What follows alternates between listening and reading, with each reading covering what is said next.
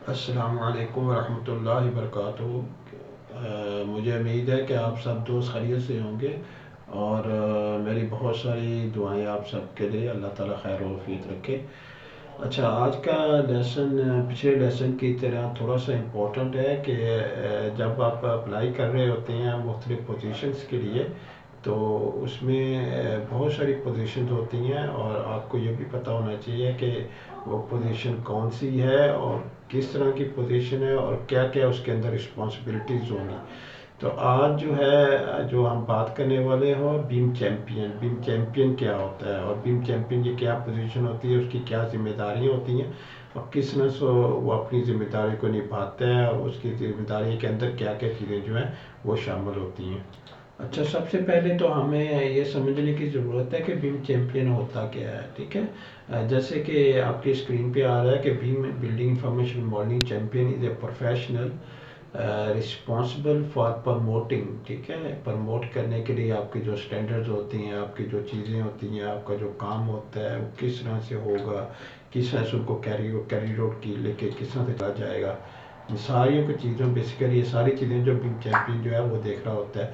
And implementation भी शामिल होती है। इम्प्लीमेंटेशन के उसको लागू कैसे करना है, उनको इम्प्लीमेंट कैसे करना है, और फिर उसके अंदर BIM adoption with an organization और a project. They play a crucial role in driving digital transformation and improving project outcomes. अच्छा, इसमें ना एक जो टर्म आ रही है ना वो आ रही है बीम अडॉप्शन। ठीक है, तो सबसे पहले तो हम बीम अडॉप्शन को डिस्कस करते हैं कि बीम अडॉप्शन है क्या। ठीक है, ताकि आपको आपको जो बीम चैम्पियन है उसकी ड्यूटीज़ अच्छी तरह से पता लग सके कि वो ड्यूटीज़ होती क्या और किस तरह से कैरी आउट की जाती हैं। ठीक है, जो बीम अडॉप्शन होती है, ठीक है, BIM adoption refer to the process of implementation and integration. ठीक है, जिसमें आपकी इम्प्लीमेंटेशन यानी किस तरह से चीज़ों को किया जाएगा, इम्प्लीमेंट कैसे किया जाएगा, उनको कैसे नाफिज किया जाएगा। फिर इंटीग्रेशन इंटीग्रेशन होती है किस तरह से ट्रांसफॉर्मेशन होती है जब आप कोई भी काम कर रहे होती हैं। ठीक है, फर्स्ट के रेविट में काम कर रही हैं और साथ में आपके सिविल 3D का भी काम कर रहे हैं। सिविल 3D भी एक बीम टूल है और वो इंफ्रास्ट्रक्चर का टूल है, और रेविट जो है वह बिल्डिंग का टूल है। तो अगर फर्स्ट करें आप बिल्डिंग से आप मूव कर रहे हैं इंफ्रास्ट्रक्चर की तरफ या इंफ्रास्ट्रक्चर में बिल्डिंग की तरफ मूव कर रहे हैं, तो फिर किस तरह से इन चीज़ों को सबको कैरीड आउट किया जाता है। ठीक है, तो ये जो है उसकी जो ऑर्गेनाइजेशनल जो वर्क फ्लो होता है ना, उसको देखते हुए बेसिकली वो इन दो चीज़ों पे काम कर रहा होता है कि इम्प्लीमेंटेशन को देख रहा होता है और इंटीग्रेशन को देख रहा होता है। ठीक है, उसमें प्रोसेस होते हैं, ठीक है, कल्चर्स होती हैं। It involve a strategic and systematical approach to adopting BIM technologies method and best practices. ठीक है, अच्छा, उसमें जो है टेक्निकल एस्पेक्ट्स क्या क्या होती हैं तो हमारे पास ना उसके अंदर जो अब बीम अडॉप्शन की बात हो रही है तो उसमें टेक्निकल एस्पेक्ट्स होती हैं कि सॉफ्टवेयर इम्प्लीमेंटेशन क्या किस तरह से होगी। ठीक है, मुख्तलिफ जो सॉफ्टवेयर हैं जैसे आपका रेविट हो गया, आर्चिकैड हो गया, नेविस वर्क हो गया। ठीक है, किस तरह से इनको जो इम्प्लीमेंट किया जाएगा। ठीक है, वो इसको कंट्रोल कर रहा होता है, इसको देख रहा होता है। हार्डवेयर एंड इंफ्रास्ट्रक्चर, ठीक है, फिर इंश्योर करता है कि जो हार्डवेयर है, नेटवर्क है, स्टोरेज है, infrastructure for support beam work flow, ताकि बीम वर्क फ्लो के लिए वो तमाम चीज़ें वो इंटैक्ट हों। ठीक है, और काम कर रही हों। फिर डाटा मैनेजमेंट की तरफ भी वो उसका उस तरफ भी उसका रुझान होता है कि establishing data management process and protocol for ensuring data consistency, accuracy and security. फिर उसने ना डाटा को भी देखना होता है कि उसके अंदर डाटा की कंसिस्टेंसी ठीक है, एक्यूरेसी ठीक है, यानी डाटा किस तरह से फ्लो कर रहा है, किस तरह से मैनेज हो रहा है।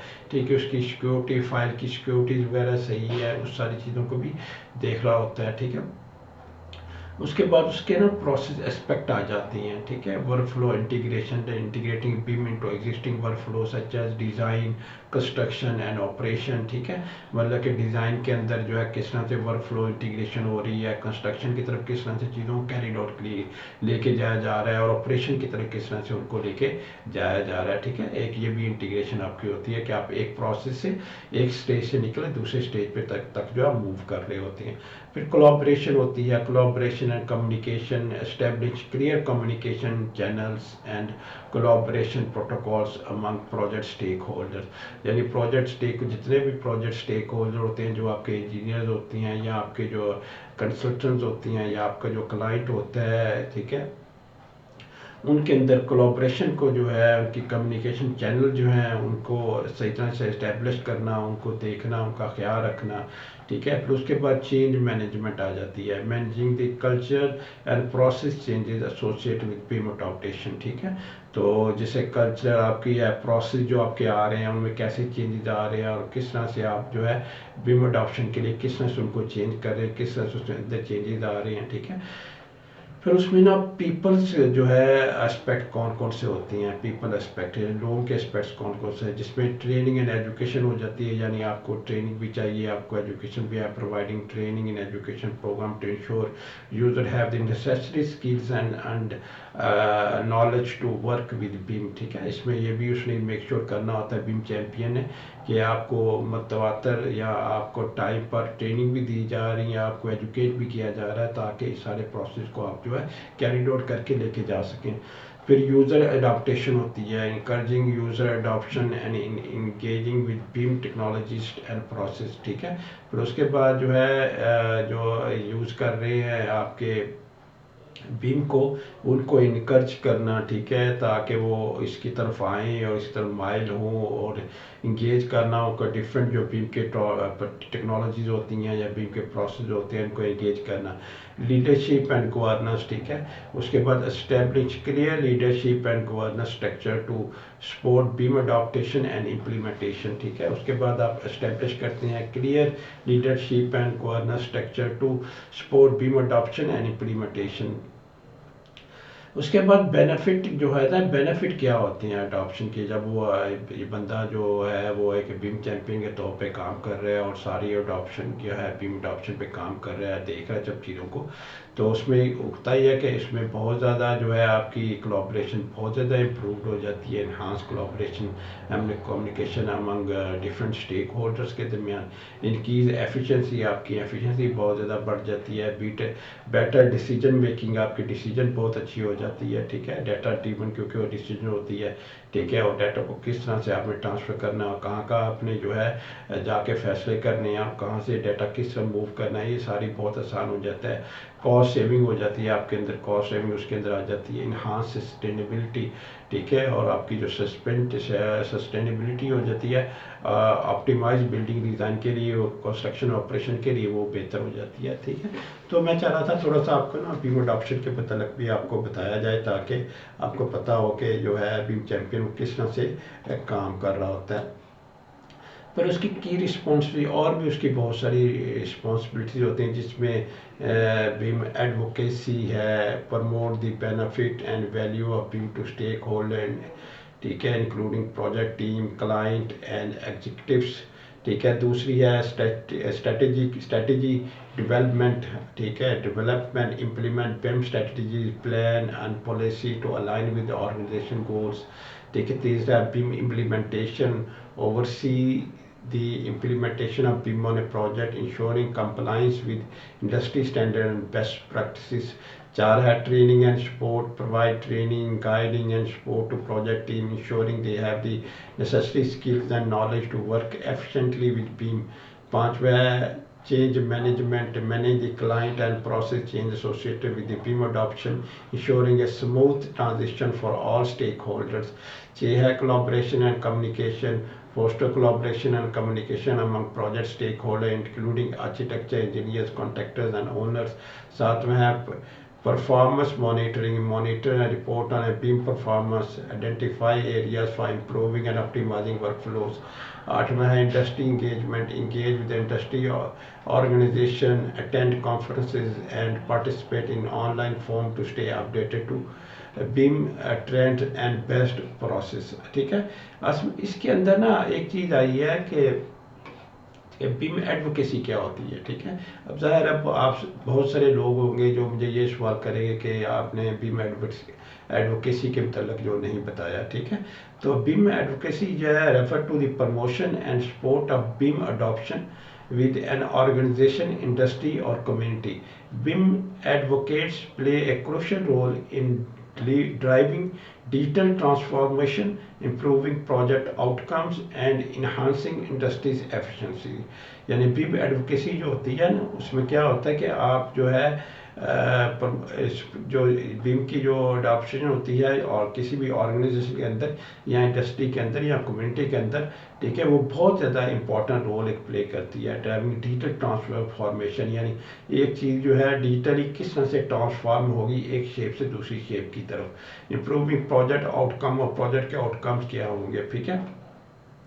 अच्छा, की ऑब्जेक्ट्स जो होते हैं ना बीम एडवोकेसी के, ठीक है, रेज अवेयरनेस, ठीक है, educate stakeholder about the benefits, values and potentials of BIM, ठीक है ना। सबसे पहला आपका जो रेज अवेयरनेस पॉइंट होता है जिसमें आप जो है एजुकेट करते हैं जितने भी आपके स्टेक होल्डर होते हैं अबाउट द बेनिफिट्स, ठीक है, values and potential of BIM, ठीक है। दूसरा है प्रमोट अडॉप्शन, ठीक है, encourage organization to adopt BIM and provide a guideline and implementation, ठीक है। इसके बाद तीसरा है डेवलप बेस्ट प्रैक्टिसेस, ठीक है, यानी जो दुनिया के अंदर बेहतरीन जो प्रैक्टिसेस हो रही हैं, जिस तरह से काम हो रही है उन पे काम करना। Establish share best practices, standards and guidelines for beam implementation.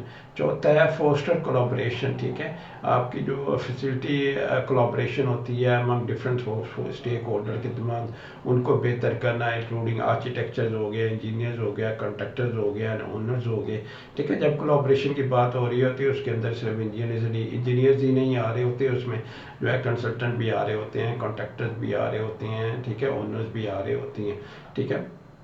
Address challenges, identify and address challenges, यानी जो जो आपके बैरियर्स होंगे, जो आपके चैलेंजेस आएंगे उनको एड्रेस करना, उनको देखना, ठीक है। Roles and responses of BIM advocate, ठीक है, ठीक है। थॉट लीडरशिप, यानी प्रोवाइड विजन, आप जो है अगर रोल्स एंड रिस्पॉन्सिबिलिटी की बात करें कि बीम जो है एडवोकेट किस तरह से जो है बीम चैंपियन को किस तरह से कैरी कर रहा होता है, उसमें आ जाता है आपका थॉट लीडरशिप आ जाती है, provide vision, guidance and expertise on BIM adaptation and implementation. Communication आपकी आ जाती है, develop and deliver clear concise message about the benefit of values of BIM, ठीक है। उसके बाद जो है फैब एजुकेशन एंड ट्रेनिंग आ जाती है जिसमें आपके लोगों को ट्रेन कर रहे होते हैं, एजुकेशन दे रहे होते हैं।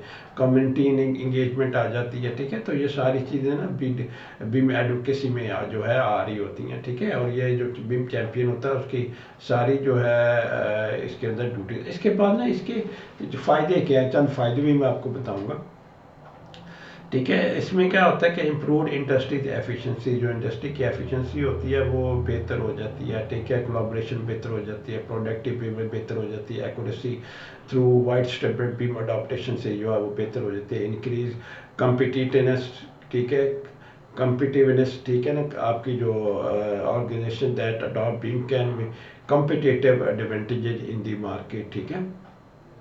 बेटर प्रोजेक्ट आउटकम होती हैं आपके BIM enable improve project outcome including reduce errors, ठीक है, improve safety and enhance sustainability, economic growth, ठीक है। Widest BIM adoption can contribute to economic growth, job creation and increase GDP. तो ये सारी जो है ना चीज़ें आपके बीम एडवोकेसी में आ जाती हैं। बहुत सारी चीज़ें ये ऑलरेडी शुरू में मैं डिस्कस कर चुका हूँ, ठीक है। और जो है इसको देखते हुए अगर हम देखें तो बीम जो चैम्पियन होता है उसकी कोई ड्यूटीज आसान ड्यूटीज़ नहीं होती, उसकी बहुत सारी ड्यूटीज़ होती हैं, बहुत सारी चीज़ें उसने जो है देखनी होती हैं, ठीक है। अगर आगे चलें तो उसके अंदर जो है उसके स्किल्स और क्वालिफिकेशन क्या होने चाहिए बीम के उसके अंदर ना, बीम के अंदर उसके एक्सपर्ट्स लेवल जो है वो बेहतर होना चाहिए। In depth knowledge of BIM software such as Autodesk, Revit, Navisworks and Solibri, ठीक है। इन सॉफ्टवेयर का उसको अच्छी तरह से आता होना चाहिए, अच्छी तरह उसका नॉलेज होना चाहिए। दूसरा है लीडरशिप एंड कम्युनिकेशन, ठीक है, उसके अंदर लीडरशिप की जो है सलाहियत होनी चाहिए, बेटर कम्युनिकेशन होना चाहिए। दूसरा strong leadership, communication and interpersonal skills, ठीक है। तीसरा है project management, experience with project management principle, practices and tools. चौथा है change management, ability to manage change and drive crucial transformations, ठीक है। पांचवा है collaboration and teamwork, strong collaboration and teamwork skills with the ability to work with diverse stakeholders, ठीक है। तो ये जो है उसकी स्किल्स एंड उसके अंदर क्वालिफिकेशन के अंदर जो है ना इंक्लूड होनी चाहिए सारी चीज़ें, ठीक है। तो ये था एक आपका ना एक ब्रीफ सा आइडिया कि जो बीम चैम्पियन होता है उसकी क्या ड्यूटीज़ होती हैं और वो किस तरह से अपनी ड्यूटीज़ को कैरिड आउट कर रहा होता है, और उसके बाद उसके अंदर ड्यूटीज़ के अंदर कौन कौन सी चीज़ें जो है शामिल होती हैं। तो आज का लेसन इतना ही साथ ही का था। उसके बाद मैं कुछ और टॉपिक्स कवर करूँगा जिसके अंदर हो सकता है आपके वीडीसी मैनेजर आ जाए, वीडीसी कोऑर्डिनेटर आ जाए, ठीक है, वो क्या चीज़ें होती हैं, ठीक है। क्योंकि जब आप अप्लाई करते हैं तो सबसे पहले तो ज़रूरी चीज़ ये होती है कि आपको ये भी पता हो कि आपने किस पोजीशन पे अप्लाई करना है, ठीक है, और आपने कौन सी जॉब तलाश करनी है, ठीक है। अदरवाइज फिर मुश्किल हो जाता है, फिर डिसाइड नहीं कर पाता, और डिसाइड नहीं कर पाता टाइम पे आदमी, और फिर उसके बाद जो है बहुत सारी परेशानी जो होती हैं, और जब आप ड्यूटीज अपनी शुरू करते हैं तो आपको पता लगता है कि ये चीज़ें मुझे दी जा रही हैं, ये मुझे तो आती नहीं है, या इसका मुझे नॉलेज ही नहीं है, ठीक है। तो ये बड़ा ज़रूरी होता है कि आप किसी भी जो पोजीशन के लिए जब आप अप्लाई करें तो उसको अच्छी तरह से देख लें, ठीक है, और उसके बाद उसकी ड्यूटीज़ का भी आपको पता होना चाहिए। तो अपना ख्याल रखिएगा, इंशाल्लाह अगली वीडियो में मुलाकात होती है। अल्लाह हाफिज़, अस्सलाम वालेकुम व रहमतुल्लाहि व बरकातुहू।